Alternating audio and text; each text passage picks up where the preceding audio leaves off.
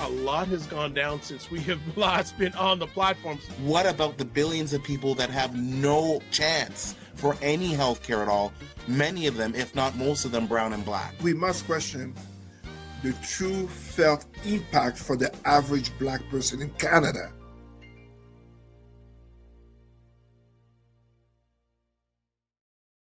What is up, everybody? It's Dr. Vibe here, host and producer of the award-winning Dr. Vibe Show, the home of Epic Conversations, and I'm the host of Epic Conversations, 2018 Innovation Award winner, 2020 Best Podcast News Award winner given out by the Canadian Ethnic Media Association.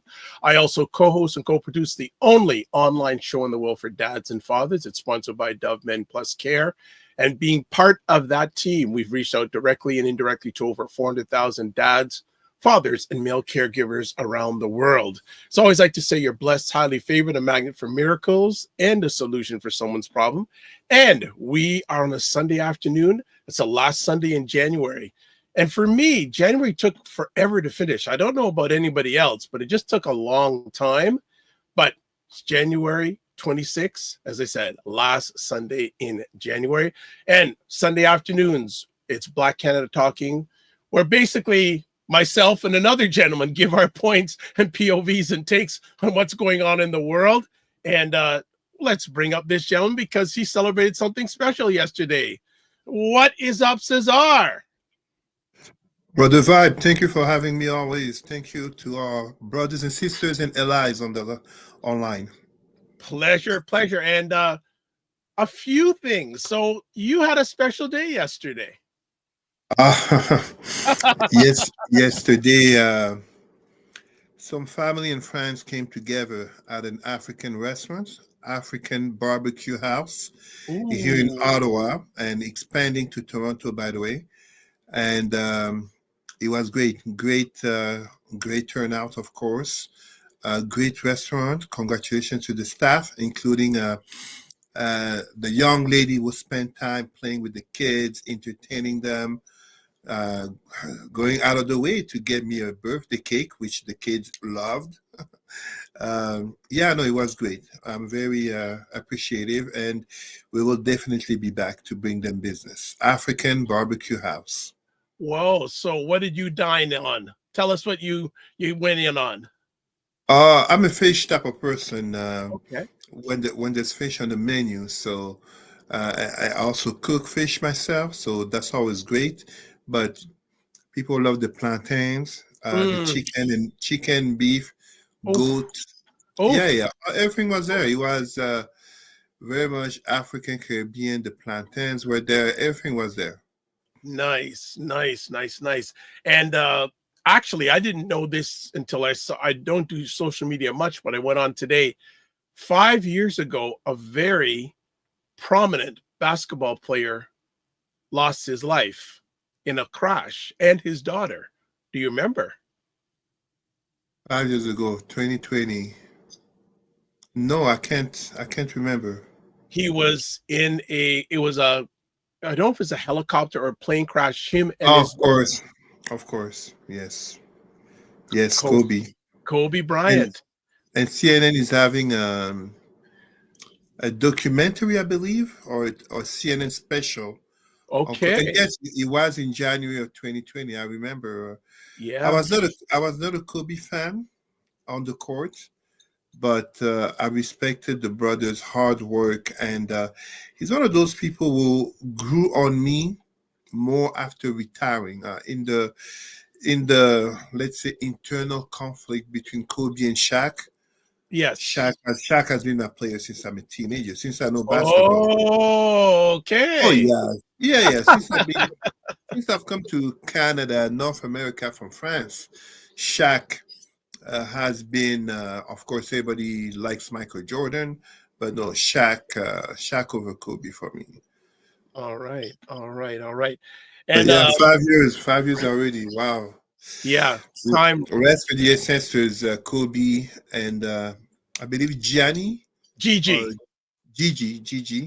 and it is from Kobe Bryant that I notably say I'm a girl dad, right?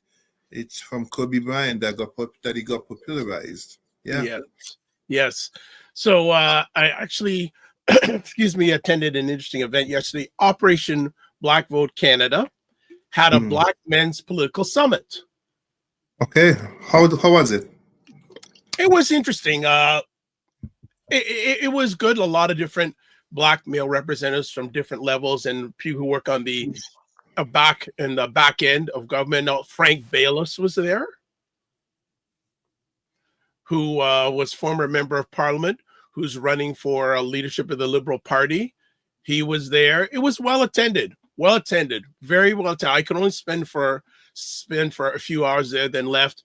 And you know, I had a conversation with Dr. Carl James, who's a longtime social science researcher from York University, and we were breaking down some of the stuff that we're chatting about today. And it was we're just in unison. So hopefully, I'm going to see if I can get him to come on the show, because esteemed individual does a lot of social science research, and it was nice to have a good conversation with him. Interesting part that Operation Black Vote, and I got to say, I don't know if they're celebrating their 20th or 25th anniversary, and this was the first time they had a Black Men's Political Summit. Yeah. So it was, but it was good. It was good. It was well attended. It was good to be there. Ran into Ryan Knight was there, and ran into some people I hadn't seen for a while. And it too was really well catered by Selwyn. I can't remember Selwyn's last name, but the food was, woo! I broke my diet, my usual eating habits for Selwyn. Didn't want to make him frown on me, so it was really worth it. But before we get into any comments on the upcoming leadership race for the Liberals, it seems that Mark Carney is gathering a lot of government support. Ministers. I have a friend of mine, a brother from TNT, Trinidad and Tobago. Yep. Who basically analyzed, he's a public servant and everything, and he basically analyzed that Chrystia Freeland may have backstabbed Trudeau for her own interest when she resigned, when she did, but that ultimately she may have done herself enough harm being so closely associated to Trudeau that it didn't matter.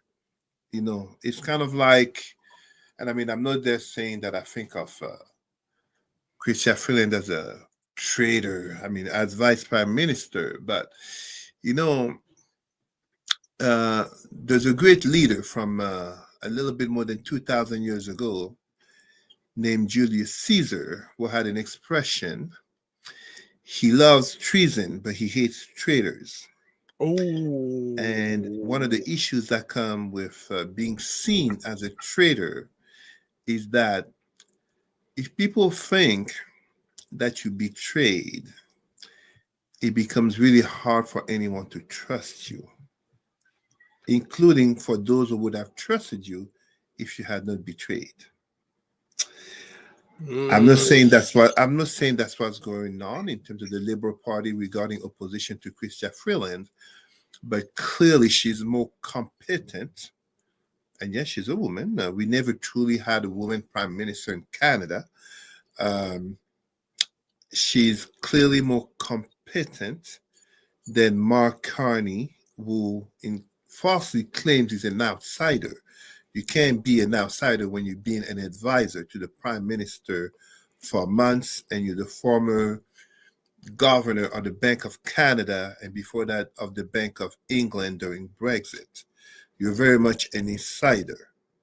So the rebranding here is definitely working for Mr. Mark Carney, which also helps because on the opposition, to have a strong white male leader in appearance as Pierre Poilievre tends to comfort people more with having in opposition a strong male leader. All right. On that note, we're going to take a break, and we'll be back in about 30 seconds. And these days, there is so much to talk about. Sometimes I wish Cesar could come on every week, but I let him have a life. Because the way things are moving these days, we need to have him on every week, but family is first. All right. We'll be back in 30 seconds. Black Canada Talking, where Black Canadians give their takes, POVs, and insights on local, provincial, national, international conversations. Cesar Ndema-Moussa. What is up, Cesar? Hi, Dr. Vibe. Thanks for having me. And it jeopardized your ability to sustain yourself financially. 40 programs have been suspended due to the drop in revenue. We see this happening over and over again throughout history. What does that tell you about America? All right, little promo there, Black Canada Talking. So let's get into things. Please subscribe to the Dr. Vibe Show on YouTube and hit the notification button. We're finally past 1,660 subscribers. So our next goal is 1,670 subscribers. If you are up to it, subscribe on the YouTube channel. And I will say the replays of our conversations get a lot of good traction. And it's not because of me.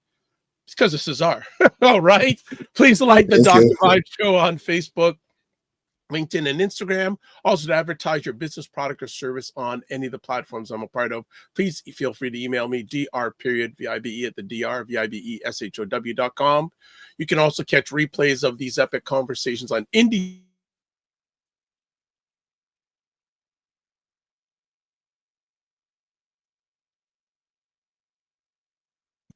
And let back here. And in the last 9 months now, over 22,000 YouTube subscribers. And most important, if you want to get in touch with Cesar, there's his email address, and there's where you get hold of him on Facebook. And Cesar, since we last were together digitally, new president of the United States and a whole bunch of executive orders. So I know you want to go in on that. So go, go, go. Well, I mean, I almost want to say today's Sunday. The world has survived week 1. However, in addressing, the swearing in from Monday, first of all, the historic and calendar irony of the swearing in of the MAGA president on the day of Martin Luther King Jr. Day. But at the same time, and this is a man who, as you remember, Dr. Vibe, he used to call a certain Mark Robinson his Martin Luther King, aka Mark Robinson, that I think South Carolina. I believe so.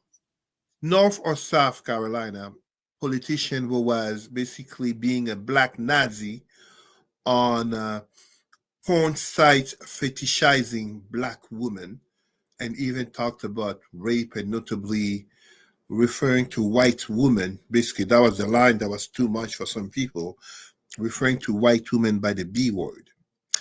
The swearing in, as I watched it, before I forget, I want to give congratulations to our sister, Michelle Obama, for not showing up. I love the evolution of the sister to go from, and this is something that I really dislike about the Democrats, they're weak. The logic of when they go low, we go high, that's weak. You're facing an opponent who has no problem lying, cheating, etc. And you want to be moralistic. So now, after all the years of insults and everything you want, and please don't get me wrong, Michelle Obama notably replied during the DNC, the Democratic National Convention in the summer. But yeah, she didn't have to be there. She wasn't there. And if I dare to push it further, despite the claims of holding down traditions, so people will say Joe Biden, Barack Obama, Bill Clinton, and even George Bush had to be there. But a little reminder to those who needed that 4 years ago, Donald Trump did not show up. He was absent. And this is notably following January 6th. So here we have his swearing in which, unsurprisingly, and To our Black Christians who are watching,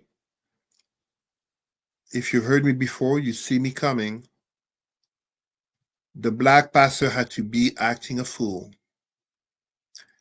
Don't get me wrong, you're going to give the excuses that he's praising as if he was in the church and all that, but please, the Black pastor provided the entertainment that not even Carrie Underwood, an official entertainer, didn't provide. That is a problem. We can't be taken seriously, even when we are bucking and jiving for massa. And then Trump proceeded in true Trump fashion to basically insult Joe Biden while he's sitting right there and he has to take it. But insulting in terms of, everything that Biden did during the 4 years of his administration being thrown to the trash. And Trump, on his second term, he knows better now. Basically, he has a better team and he has the experience of a first term. So right away, executive orders in motion. And a lot of people were shocked. And Trump added to the shock how when he went to the World Economic Forum of Davos, World Economic Forum, international bankers, the lady from Banco Santander in Spain, one of the largest banks in the world, letting him know of the weight of what she represents. And Trump couldn't help but remind people of his pride that there's only two genders, male and female. For all our brothers and sisters who are homophobes by ignorance, that is a lie. That's false. There are two sexes, male and female. That's biology. But there's more than two genders. And a very simple example is when even when you don't speak of hermaphrodites, is the fact that right here in North America, just as all over the world among indigenous people, a recognition that some of the tribe members, even family members, don't associate with male and female. And very often they were the ones who were the shamans, they were the ones who were the healers, etc. There was a place for everybody without needing to hurt or kill someone due to the perceived difference and the living realities. This notion that male and female must be in boxes that must fit the majority view, that's very much not European, as many people would say, but that's Abrahamic, that ideological, that religious ideology, which I denounce because of all the hurt that it causes. But to go further than that, on week one, the shock has been Trump blanket pardons of the January 6th rioters. I mean, why is it a shock to many people when the man had been saying it all along? When those people constitute his base, when you have literally this man, Trump, speaking of the January 6th rioters as hostages in front of Israeli families who actually have family members hostage by Hamas. And at the same time, even when we look at it the other way around, many Palestinians consider their family members to be hostages of the Israeli occupation government. The people of January 6th are not hostages. They are rioters and insurrectionists who have been led by a corrupt president that America, in majority, has chosen to bring back to power. But when we say in majority, we have to be honest.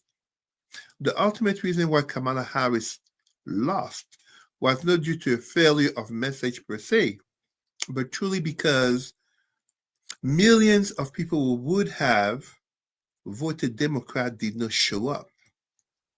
And now you have number 47, as you would call him, aka Orange Man, as I call him, aka Trump, bringing his MAGA cult to power with the consequences that we are seeing.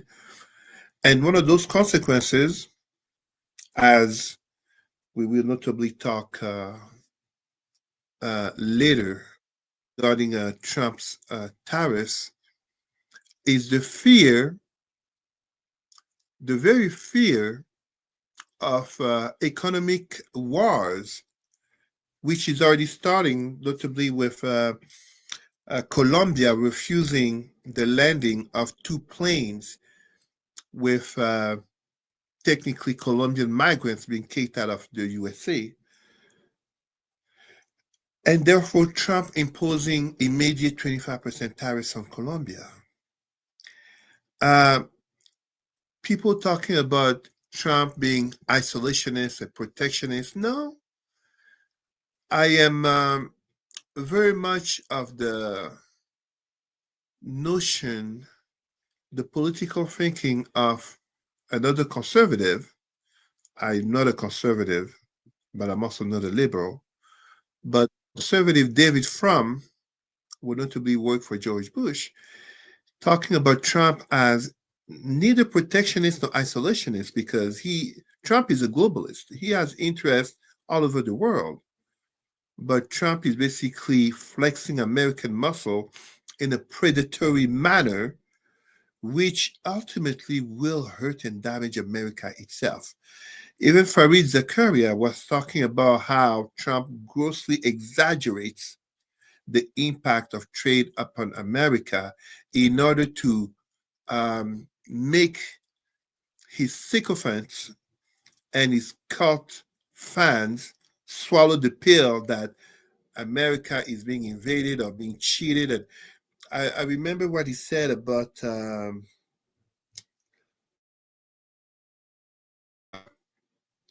fentanyl coming to America from Canada. My gosh. I don't work for CBSA. I never crossed the border, but I knew those numbers were grossly exaggerated. But at the same time, you look at the average Trump's.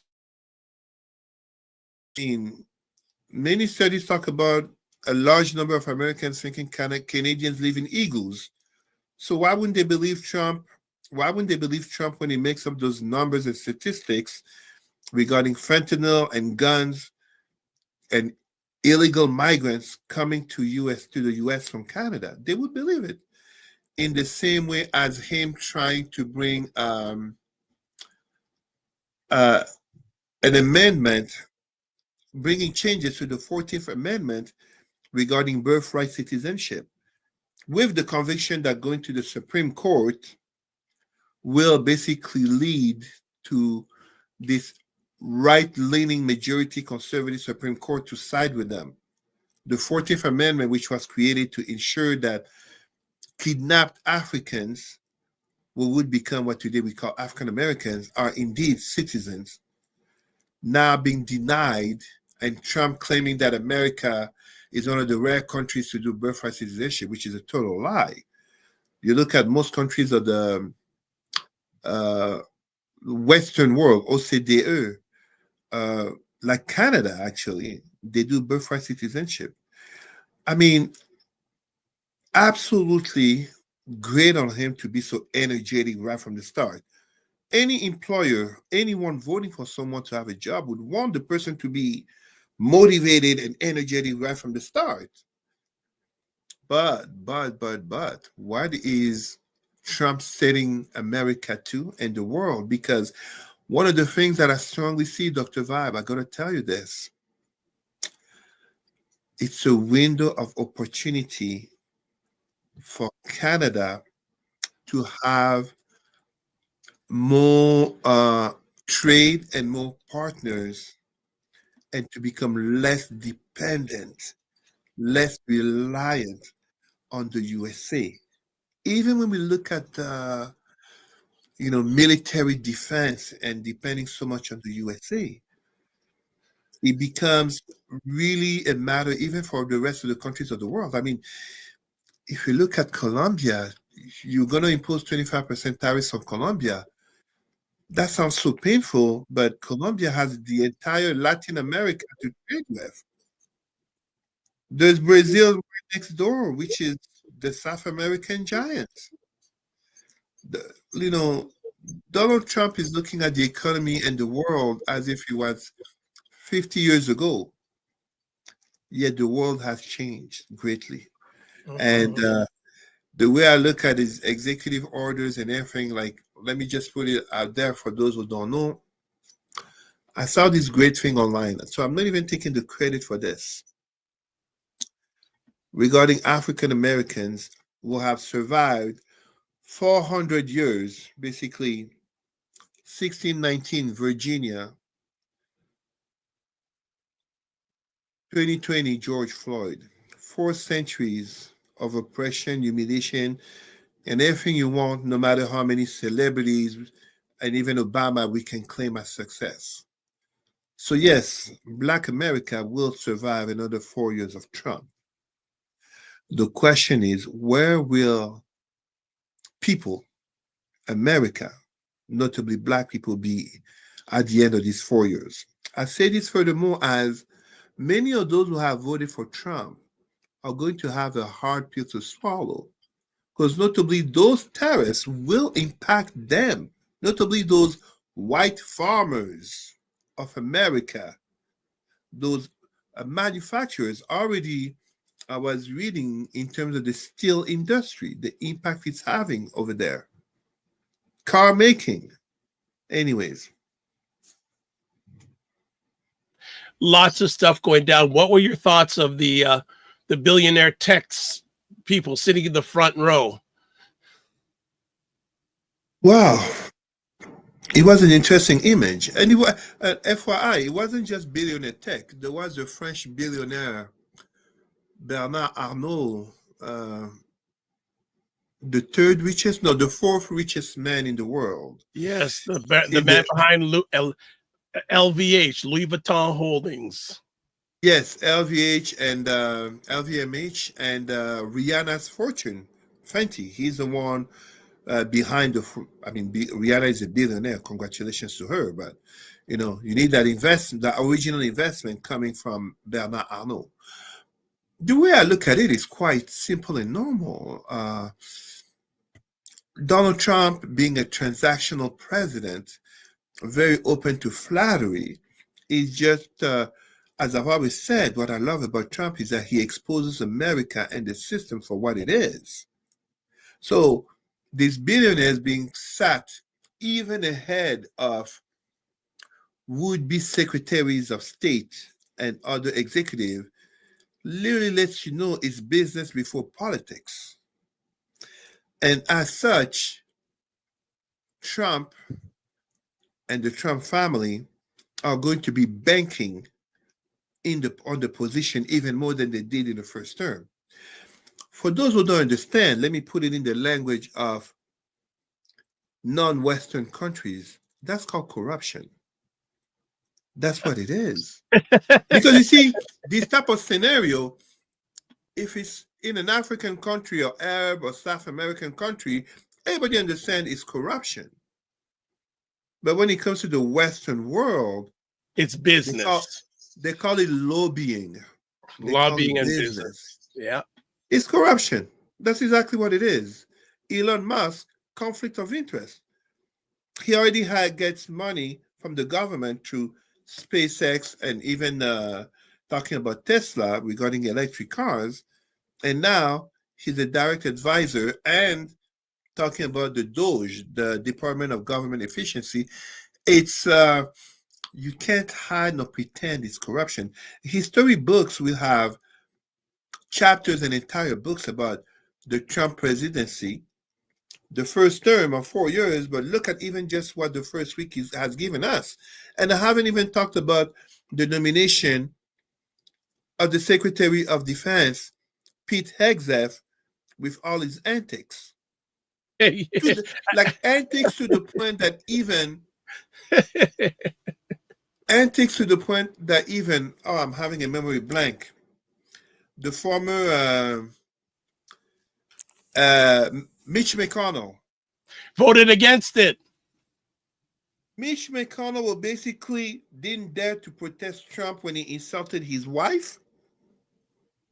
Even Mitch McConnell is revolted at the incompetency and the scandals around Pete Hegseth. Yeah. We are going to have some interesting, tumultuous 4 years. This is only week 1. Well, but what about a few other things? The one that really stands out to me, and I mentioned it on primetime yesterday, I'm beginning to think, this is just me, that America's a third world country. Why do I say that? The pardoning of 1,500 people who stormed the Capitol on January 6th. When I was younger, I used to watch things like this happening in different countries, like through Central America, South America. And if that happened in those countries, those people would be in jail forever. He let these people out. So so that to me, that defines America for the next 4 years for me. I don't need to look at anything else. Then the real question is, if the majority of those people, or even most of those people, were Black, would they have been released? First, let us remember, Trump is so unpredictable that the only thing you can predict is chaos. There will be chaos. Organized chaos, but there will be chaos. Absolutely, I do a mea culpa on my assumption that there will be violence if he won. But technically, I was speaking about January 6th or January 20th, as people expected violence if he lost. But he won. And the Democratic Party has been so gracious to accept defeat right away and to ensure a safe/normal transition of power. But now, with the pardoning of these 1,500 J6 rioters, and some of them refusing the pardon because they did come to court admitting their own guilt and recognizing that the system was not weaponized against them, that they did wrong, their own families speaking that they did wrong. So why is Trump releasing all of them? I am of the mindset that some have expressed, which is Trump having his own paramilitary force in regards notably to the expectation of civil rights protests, and by civil rights, in brackets, DEI/EDI/equity-based protest. And with his paramilitary, such as the Proud Boys, the Oath Keepers, one can easily see a response from a group by the name of Antifa. I can expect Trump 2.0 presidency. I hope not. I hope I'm wrong. But it could be a sharp rise in violence as the rule of physics, action, reaction. These are not the 1950s or 1960s anymore where you can just go and hose down Black people and beat them up with batons and they're going to pray to Jesus and God. People will hit back. And I think this is what they're counting on. Notably, as cops, as much as he claims to be a blue, supporting cops, but he betrayed police. Cops will be limited due to the nature of the job and the law. And even as Trump has admitted thinking of using the military regarding protests, aka using the military against civilians in America, those restrictions don't apply to these J6 rioters that comprise Proud Boys, Oath Keepers, neo-Nazis, white supremacists, Aryan Nation. American History X is around the corner with a white supremacist bashing the brains out of a brother or sister on the sidewalk. I am not an alarmist. I am not a pessimistic type of person, but I'm calling things what they are. His Secretary of Defense has been said to have white supremacist or neo-Nazi tattoos on himself. I don't know this. I've never seen Pete Hegseth naked. I'm saying what I heard from the news. Maybe it's wrong. But he clearly has expressed views that you wouldn't expect of someone expected to have not only professional competencies. I mean, he ran down more than one small organization to the ground, but also character that would befit a notion of authority and respect to the function. But how can you be surprised? Just as then with Matt Gaetz for the Department of Justice, you have the first convicted felon as president. It is the most logical thing that he's going to want to surround himself of people who are like him and who are bound to be yes men and yes women. Which is also part of the reason why we end up seeing someone like one of our brothers, aka Calvin Brothers, aka Snoop Doggy Dogg, suddenly becoming MAGA. Trump is a transactional president. As I was telling one of my sisters, many people bashing Trump, opposing him ideologically, wonderful. How many people will oppose him if Trump offers them a job that pays $1 million? This is how Trump looks at the world. It's a transaction. It's the art of the deal. Apparently, he didn't even write the book. He was greatly helped, and the person regrets having helped him. It's The Apprentice, and the producer came to admit that they apologized for creating a monster. They glossed up the show a lot. But this is Trump. This is the man who basically pardons 1,500 January 6th rioters and still has never offered apology regarding his call to the death sentence of the exonerated Central Park Five. and we will have black people coming to claim Trump is not racist. So if he was black people, how many of them would still be alive by January 7, 2021? For even a thought of any of them being pardoned. Meanwhile, we have Black Panthers who are still in jail here in the United States, political prisoners who stood up for black people without even killing nor harming a single white cop back in the 60s and 70s. Yeah, we could spend the whole conversation. We could.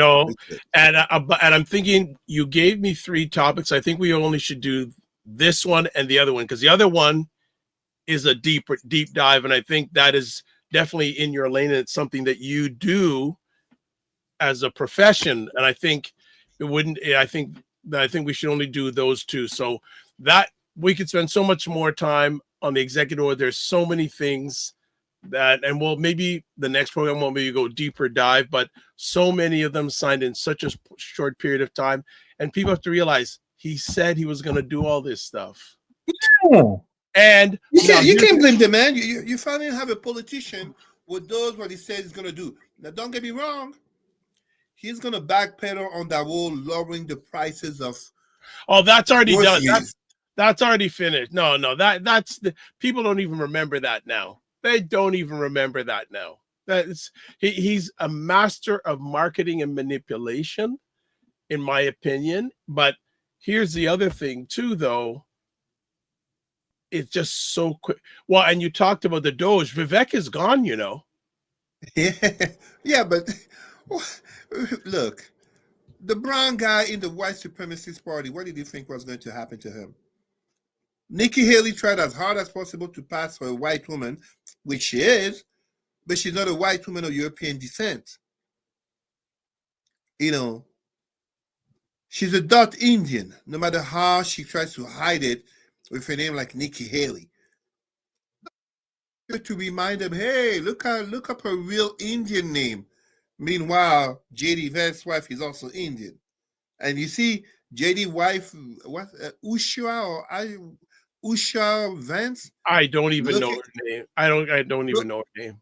Looking at her husband, swearing in with admiration that he's become vice president, and we share this belief that his bullshit actually worked. Oh boy. All right. Time is fleeting. So this is the other story we'll just cover for today. The fate of DEI workers in America. Cesar, go. My brothers and sisters, my sisters and brothers, and white as other non-black allies working in DEI/EDI, diversity, equity, and inclusion in the United States, stay strong. Now, Trump talked about letting go of those working in the federal departments, but you can expect this was actually already happening in Florida at the state level with Governor Ron DeSantis, as some call him. Stay strong. The times will be hard, but guess what? As you see behind me, some of our heroes, some of our leaders, and these are only black men. We should also have a painting of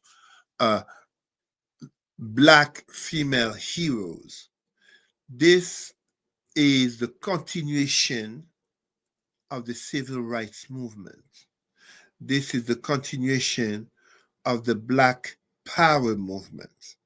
This is the continuation of hashtag Black Lives Matter, the movement, not the organization. We got to make sure to say that.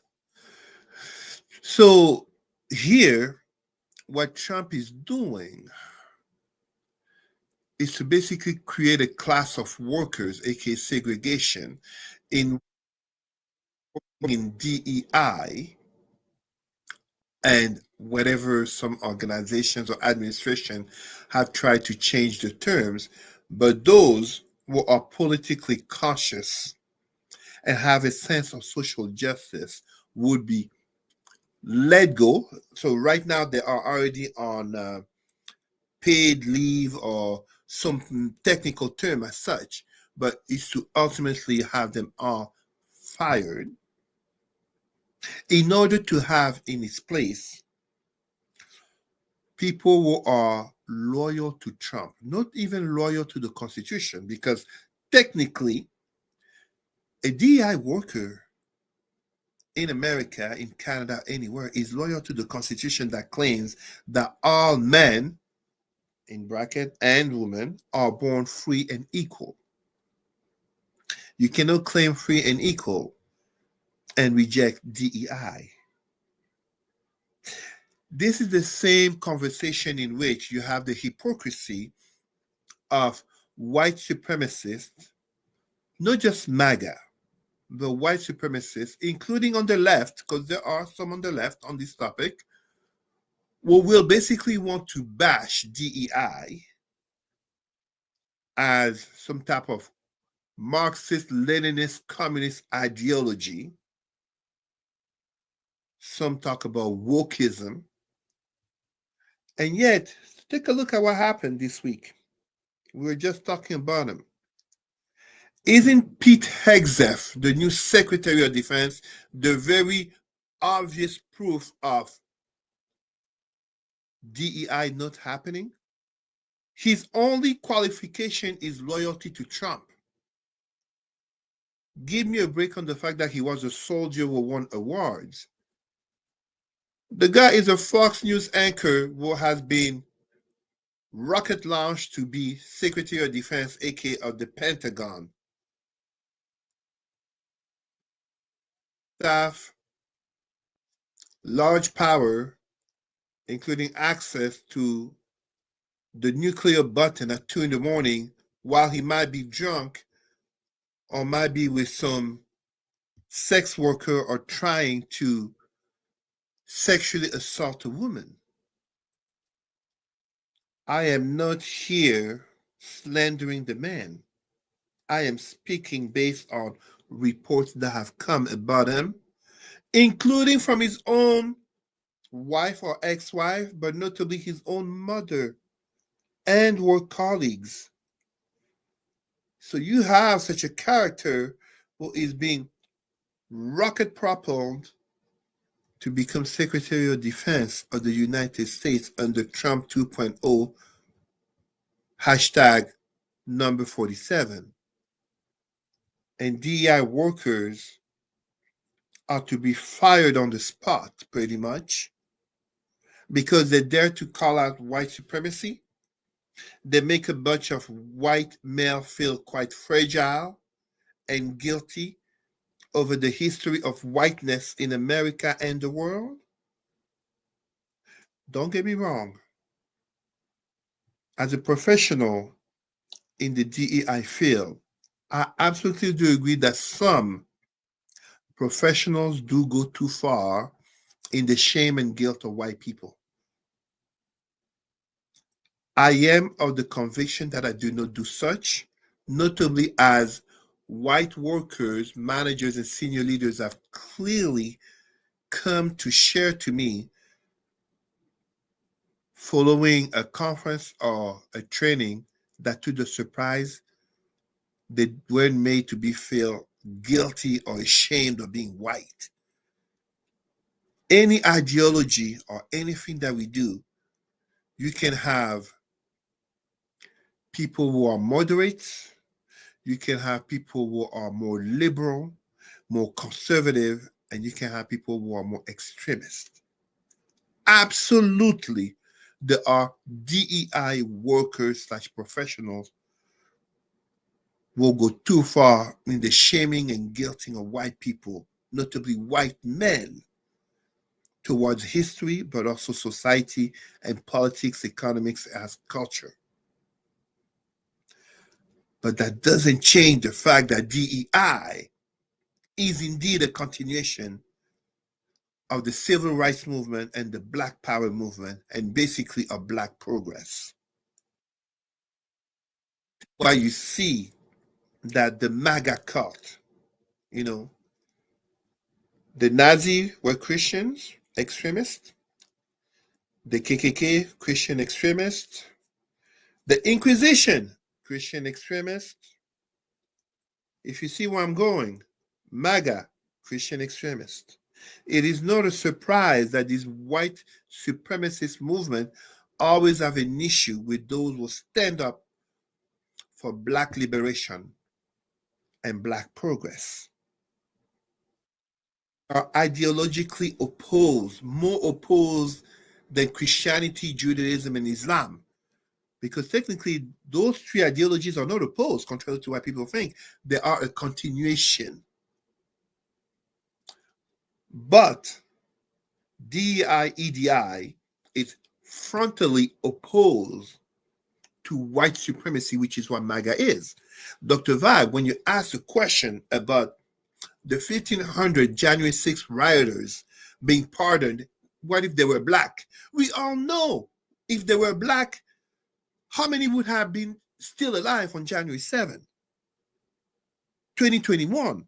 We know. Joe Biden himself said it when he became president, that it would have been a bloodbath. I am not some Umar Johnson, salutations to the brother. I am not some Black Panther. I am not saying this as a Pan-Africanist. The former president of the United States said it himself, and the current president of the United States acted on it, freeing those January 6th rioters. And for those who will tell me, Cesar, you're exaggerating, you're going too far, Look at even what's his name? The Proud Boys so-called president, Enrique Tarrio. Well, he's black and Cuban. Well, first of all, Cuban is not a race, it's a nationality. But second of all, he's black. What kind of black? The type of black that associates with white supremacists, such as Candace Owens. Candace Owens is not invited to the cookout where Harriet Tubman will be at. And I know Enrique Tarrio would not be invited to the cookout where Frederick Douglass, Martin Luther King, and Nelson Mandela would be at. Because they would recognize the brother as a supporter of white supremacists in black skin. That's what it is. So my people who work in the DEI field, brace yourself. It will be hard, but guess what? What do you think is going to start happening in less than 2 years, aka the midterms elections? The pushback. It started, don't get me wrong. Trump's immigration executive order has already been challenged in court by notably attorney generals of many states. Birthright citizenship is already being challenged. Even the move regarding the DEI is already being challenged when you notably look in regards to whether it be Veterans Affairs or whether it be other bodies in challenging what is called Schedule F. So you literally have people who are already organizing themselves, because when you look at, for example, the American Federation of Government Employees, President Everett Kelly, clearly talking about how the federal workforces and organizations should be representing of the nation in the diversity to show the strength. This attack on civil servants is nothing more and nothing less but a smokescreen to have a civil service that is non-political, and to literally create cult members, sycophants to Donald Trump constant quest to be borderline a monarch. Because Trump, and he never denied this. So this is not Cesar. You're exaggerating. What are you talking about? Trump, since his first term, has never denied his love of Kim Jong-il, Xi Jinping, Vladimir Putin, aka autocrats who have near absolute power on the people. That's what Trump envies. I am so proud and so much in solidarity of our sisters and brothers and non-Black allies working in the DEI sector. It will be hard, but guess what? Our African American brothers and sisters survived 400 years, from Virginia 1619 to George Floyd 2020. They will survive another 4 years of Trump 2.0, and DEI will come back stronger.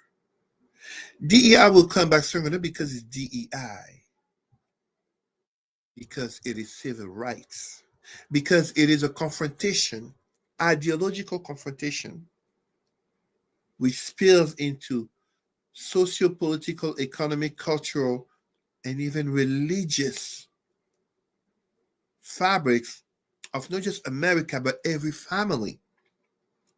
Remember at the end of last year when we had the joint Canada-USA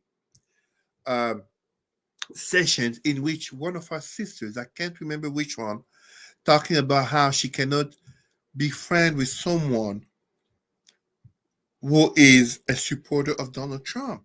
because it becomes a matter of values. Basically, at which point do you draw the line? Oh, yeah, I support Trump because we need a stronger America. So, are you okay with the mistreatment of LGBTQ people, which is bound to happen? This is not just a matter of male and female. We know when it comes to identities, the oppression of the minorities, the official oppression of a minority opens the door to the oppression of other minorities, whether they be sexual minorities, religious minorities, racial minorities. Watch what will happen. I 2 know. years, midterms, 4 years. And this is just not just the dumbing down of America, but this is part of the decline of America. Contrary to what Trump voters may want to think, Donald Trump has just pressed on the gas, on the accelerator of the decline of America. This is similar to what happened back then in Rome. In French, it's called soubresaut. It's the impression of vitality, virility. But then you look at the blowback that comes out of it. Predatory politics on the international stage and further division on domestic stage, which creates action, reaction. People will react. America is just what? 4% of the world population. And domestically, the statistics regarding white population in America are strongly diminishing. And in that, white conservatives, even with the influx of white Latinos and even of white Indians from India, the numbers don't lie. The numbers don't lie. One little quick thing before I know you got to go. What are your thoughts on these companies now are reversing their DEI policies? Oh, no, it's totally expected. This is just the same thing as now 4.5 years ago following. It's not so much following the murder of George Floyd, following the international massive protest against police brutality and systemic racism. Let me help people to understand this in terms of understanding of economics. It is not so much that companies and corporations are there to maximize profit. It is more that they are there to maximize the value of the products, which translates into shareholder revenues, which therefore becomes translated into profits. But profits for whom?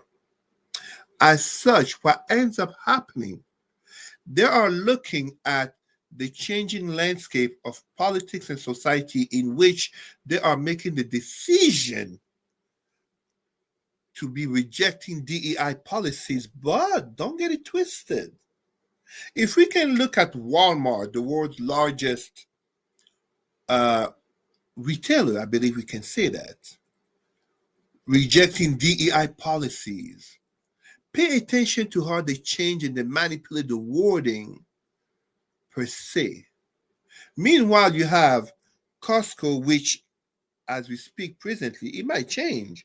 We have Costco, which has rejected the rejection of DEI policies. Basically, they have chosen to keep it because of the society that we are in. It is an ideological confrontation in which, even in people's own families, contrary to 2016, people must come more forward in being pro or against Trump. Everybody's for democracy per se, but not everybody is for Trump or against Trump. It's the same thing with these corporations. They are looking at the values of the product and the brand. And this is basically what has happened when you look at someone such as Mark Zuckerberg and Facebook. Do I stay anti-Trump and risk penalties, or do I become a tech bro walking the line as Elon Musk and I can benefit, aka one could say that Elon Musk has made the most rewarding bet in history, as he has gained, I believe it's like 150 to 200 billion dollars since Trump has been elected president, for having invested 25 less than 50 million. A huge payout that's bound to pay out more until the bromance comes to an end. And with Trump, he's so unpredictable. But one thing that we know, the spotlight is to be on him. Don't outdo him. Don't outdo him. On that note, we're going to call it. Cesar, I know you got to get going. So as always, we want to thank you for taking time out of your positive, productive schedule. Maybe you're continuing your birthday celebrations. Who knows? But as always, if you want to get in contact with Cesar, best way is email president@rootsandculturecanada.com, Facebook, Cesar Remy Emery. Cesar, as always, to you and your family, don't just manage your time, manage your energy. Remember to give yourself grace. And if you're not making money, make history. We'll chat soon. Thank you, my brother. Thank you, everyone. All the best. Take care. All right, everybody. Cesar has to run. So that is it for today. But as always, just some last housekeeping things. Again, subscribe to the Dr. Vibe Show on YouTube and hit notification button if you are comfortable doing that. We'd appreciate that. And also, share it out to other people. Also, like the Dr. Vibe Show on Facebook, LinkedIn, and Instagram. To advertise your business, product, or service on any of the platforms that I'm on, please feel free to email me, dr.vibe@vibeshow.com. And you can watch replays of Black Canada Talking on the Dr. Vibe Show on YouTube, Facebook, and LinkedIn, and the Dr. Vibe Show website, www.thedrvibeshow.com. As always, we like to end off with this. Live your life as a dream. If you can dream it, you can make it. Sometimes you have to get smaller to get stronger. Block assumptions, then aim bigger, aim better, aim higher, aim wider. Love, faith, and respect. And as always, don't just manage your time, manage your energy. Remember to give yourselves grace. And if you're not making money, make history. God bless. Peace to all. Keep the faith and walk good.